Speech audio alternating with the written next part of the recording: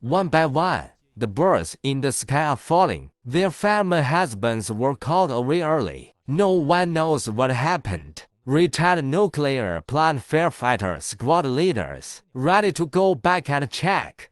Auric sees thick smoke from the nuclear power plant. Massive amounts of high-energy radioactive material emitted into the air. Fire trucks headed for the nuclear plant. He could have been transferred to Kiev today, put on his gear and went to hell. The situation was far worse than he thought. There's nothing but rubble in front of him. Firefighters who fought until midnight. Severe facial burns. He tells him that the nuclear reactor has exploded. Ambulance took the injured to the hospital. One by one, the man who fought fell. Auric's colonel calling the team inside.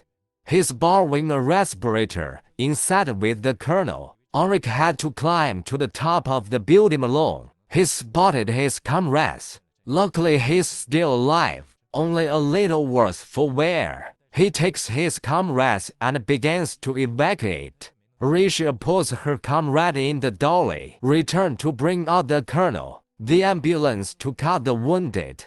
The colonel and his colleague were put in an ambulance. But the driver is also showing signs of radiation. Aliker can only replace the driver. The hospital is filled with fallen firefighters.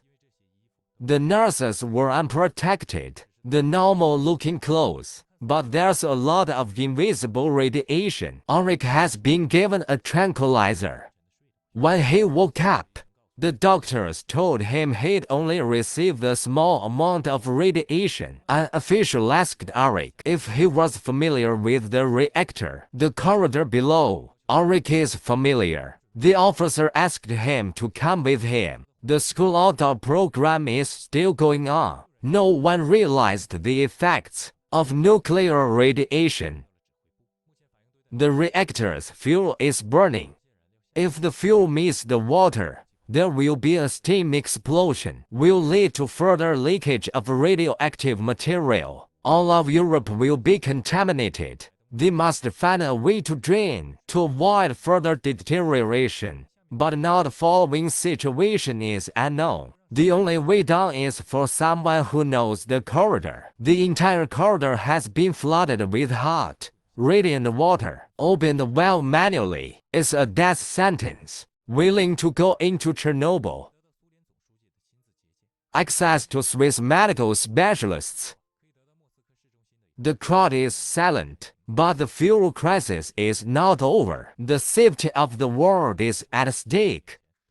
The current water temperature is only in the 50 degrees. It's the best time to open the water valve manually to drain the water. Then you need to find the nearest junction box. Bring it back to power. If the magneto-volt motor doesn't work, the only way to open the water valve is manually. But it could cost us our lives.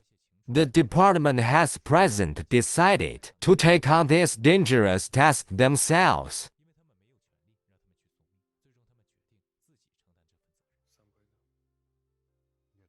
Auric was reluctant to get involved. He left the command post he came to, the neighborhood, to look for his girlfriend. Girlfriend's baby is radioactive. The child's condition is deteriorating. The girlfriend doesn't know what to do. Auric comforted him in Kiev. We will surely get help. Not knowing she was pregnant. Recently, they met again. He's trying to salvage the relationship. A child with the same name as his, and Auric realized she gave birth to the child alone. He wanted to take on the responsibilities of a father. Even if he gets to Kiev, he might not get good treatment. He made a decision. I'll arrange the best treatment for Auric. I must go back now. The lover who kissed me for the last time. Hang in there, boy. You're gonna be okay. He told the driver to stop.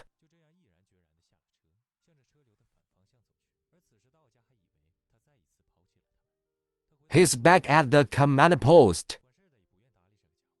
He pointed out the nearest route to the corridor. He knows the route best. That's how Arik came to Chernobyl again. He leads the first group to a shortcut to the corridor. It shortens the journey by almost 100 meters. Alexei learned of his son's condition. He asked the officials to give his son the opportunity to treat himself. Officials oblige. Drainage operations have begun. The radiation levels in the water are higher than they thought. They had no choice, jumped into the water.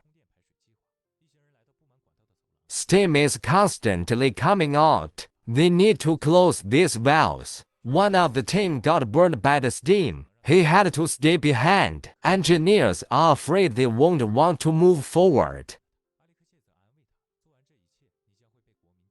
Arik comforted him. And so the 3 remaining men continued their mission.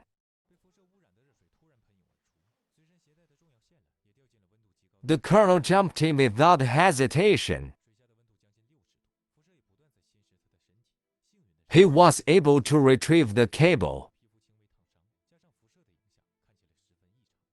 They're running out of time. They've got to get the power on as soon as possible. Arik carries the engineer towards the junction box.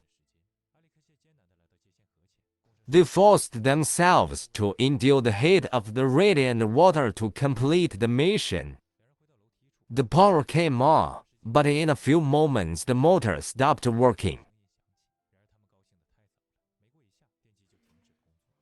Now they have to go to the backup plan, open the valves manually. On the way back, they realized that their teammates had disappeared.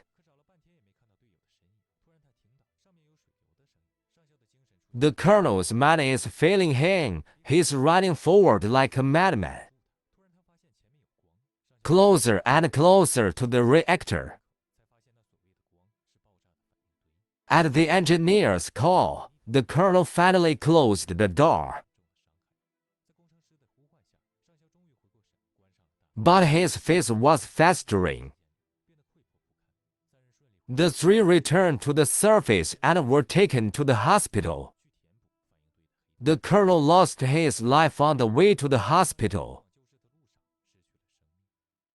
The next day the engineer found Arik. It turned out that he was going back to close the valve manually. Arik's feelings became extremely mixed. He was looking for Olga in the hospital. Olga went up to him and complained about why he'd left them. There's still no news of their son. Alexei told her that he would get the best treatment. Olga realized the son will be sent to Switzerland for treatment. It's the best option.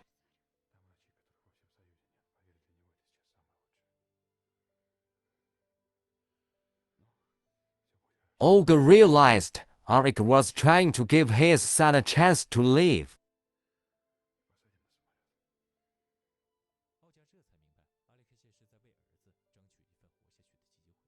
After putting their son on the plane, the 2 returned to the house.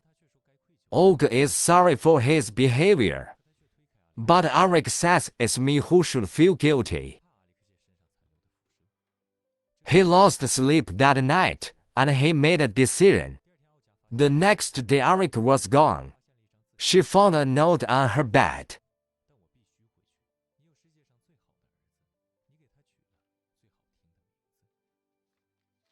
That's how Arik and the engineer were heading for the gates of hell.